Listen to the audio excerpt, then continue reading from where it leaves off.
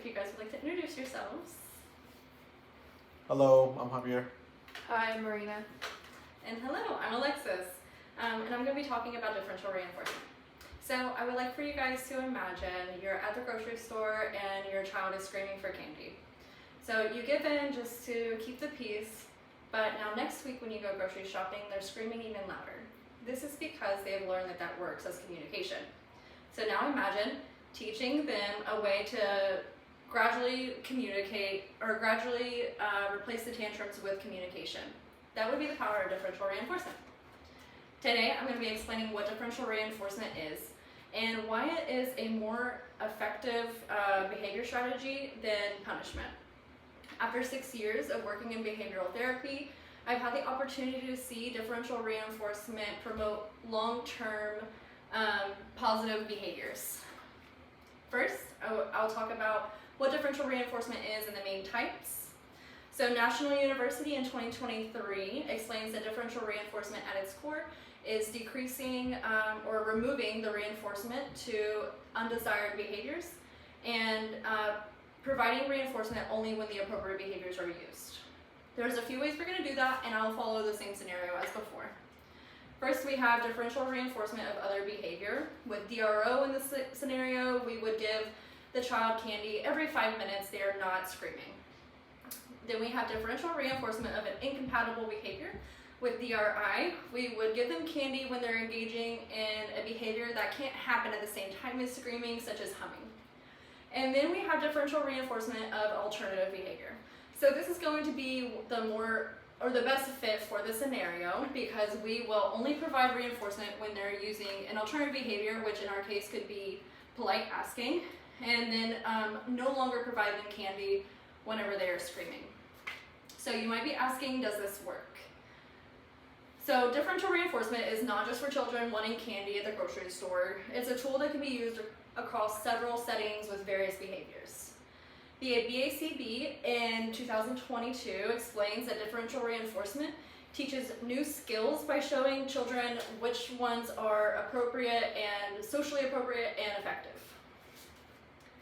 Atkins and Vollmer in 2010 conducted an experiment using DRA with 7 children where their behaviors were pretty severe aggression and disruptions, and even more than that. So researchers found that implementing DRA not only significantly reduced the problem behaviors, like the aggression, but they also, the appropriate behaviors that were taught in their place were able to be maintained even months after the experiment. And finally, I would like to discuss why it's necessary to use differential reinforcement over typical punishment procedures. So Zarbach in 2015 conducted a study measuring children's happiness when parents use differential reinforcement over a period of time in their homes. The study found an increase in both parent satisfaction and the child's happiness, in addition to the decrease of the problem behaviors. Glitzkman in 2019 cites a longitudinal study that suggests punishment, specifically physical discipline, does not improve behavior and can lead to long-lasting problems with academics, behavioral, and emotional issues. So this is actually because punishment that we use, we're not teaching the children any skills. We're only teaching them what not to do. So as we've seen, differential reinforcement is not just a behavior strategy, it is a way to teach children skills that serve them.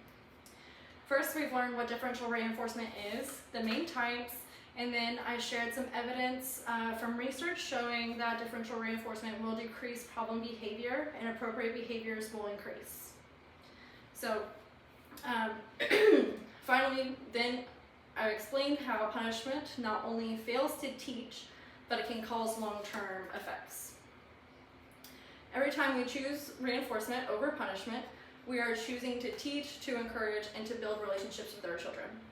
As professionals and parents, we have the opportunity to shape behaviors in positive ways. So the next time you're at the store and you're facing a tantrum, just remember it's not about stopping the behavior in the moment, It's about teaching. So that is the lasting power of differential reinforcement. Thank you, and if you guys have any questions, I'd love to answer them.